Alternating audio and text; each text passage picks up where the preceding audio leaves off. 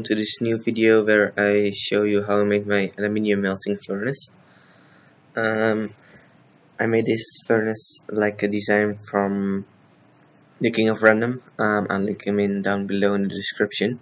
And you can see how I made a mix to the refractory mix. It's basically made of sand and plaster of Paris with a bit of water.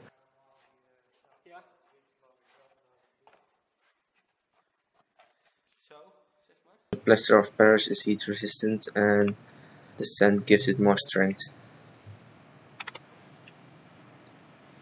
You see us just putting in the sand and the plaster of Paris and then mixing it with a mixing rod and a drill. You can mix it by hand or with any other thing, but we had this drill. It's just easier and faster to do so. It's important that it's mixed very good, so you get an even mix.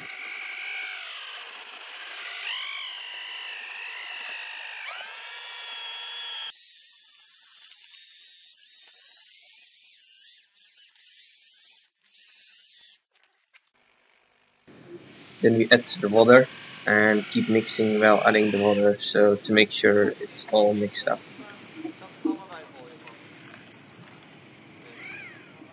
We just slowly added the water and kept mixing, but you can add all the water at once, but then it's more difficult.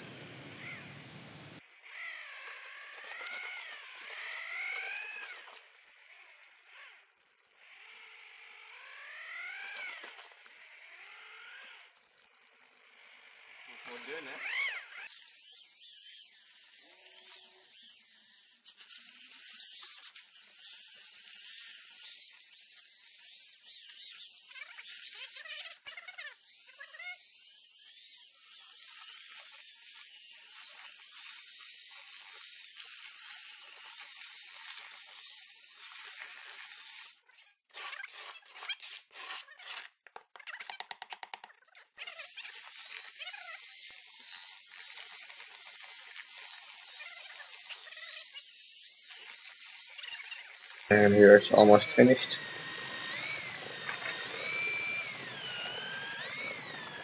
Yep, it's good.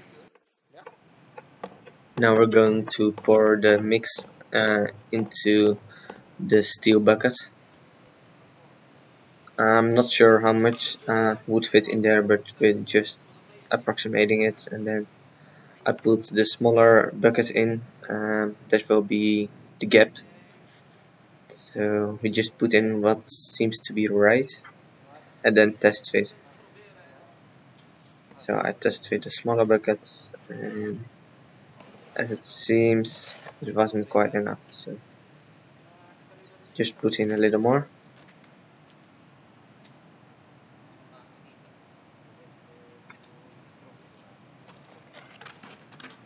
And that's about right. Put the smaller bucket in good, move it a little around, and then we also had to make the lid. The small can in the middle is to make the hole.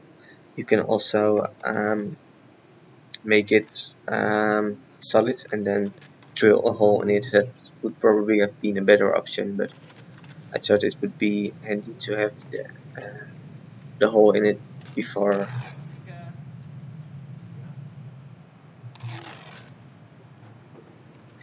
Make sure there are no air bubbles in the mix.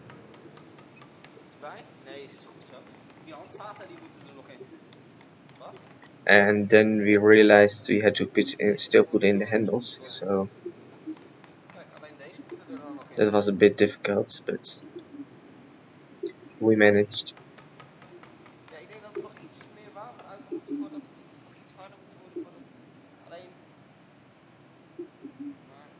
We used a bit of PVC pipe to hold down the can in the middle while putting in the handles.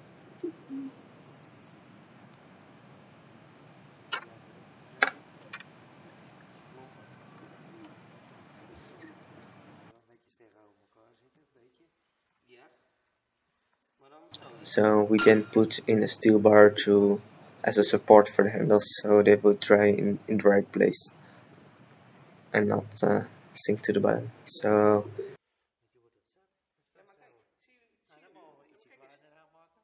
this is it all finished. Now it's time to let it dry.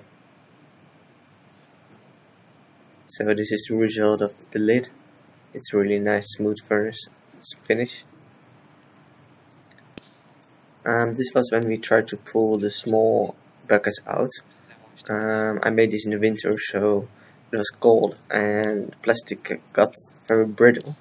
So we had a hard time breaking it out, but we managed. And then we put it inside to let it dry some more because it was not dry very good.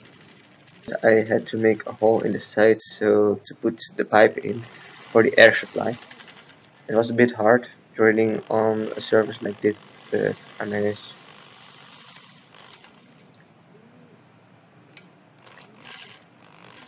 The mix actually was a bit soft. It was hardened on the outsides, but the insides were still quite soft. I think the problem that we had was that it was too cold when he made the mix, so it dried too slow. Plaster of Paris usually dries very fast, but our mix just it took about 2 weeks before the outside was really hard, and it should be much faster. So just drilling the hole for the stainless steel air supply pipe.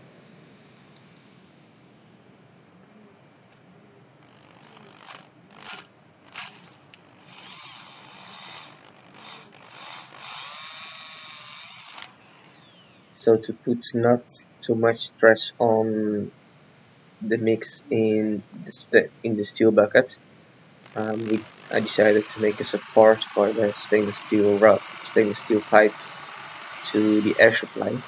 So the pipe just slides through the wood, so not the force is not going to be on the mix that's in the bucket.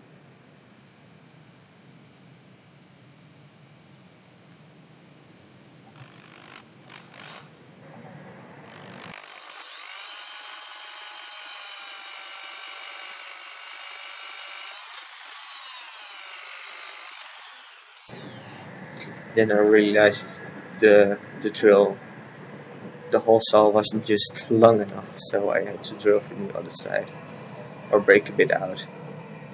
And you can see me doing that here.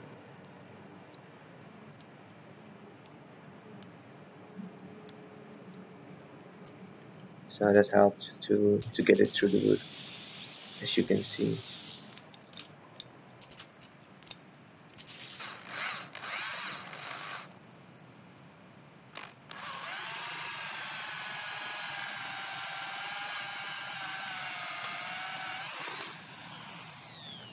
So then I had to make an extension to the stainless steel pipe, because the stainless steel pipe can get hot from the fire in the furnace.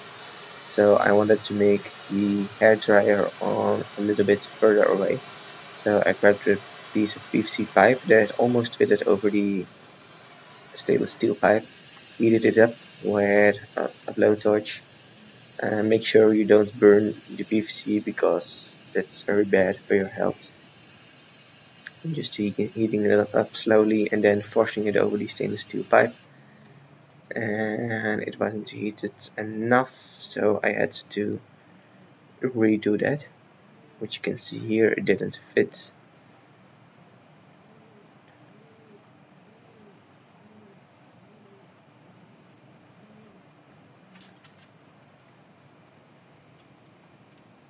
So just retry that.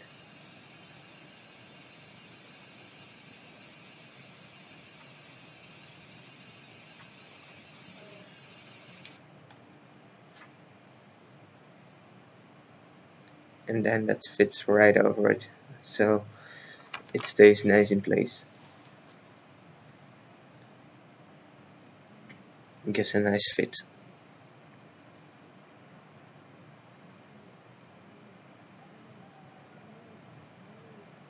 And this is the completed setup. As you can see, I made a wooden cart for it, with the support for the air supply all in place, a nice bed of sand next to it, so with casting I was safe. You don't want to spill aluminium on concrete or other surfaces, so sand bed, I know it's safe and I can get the crucible on it. So this is this total setup. I hope you like this video. If you like it, please give a thumbs up and subscribe for more videos.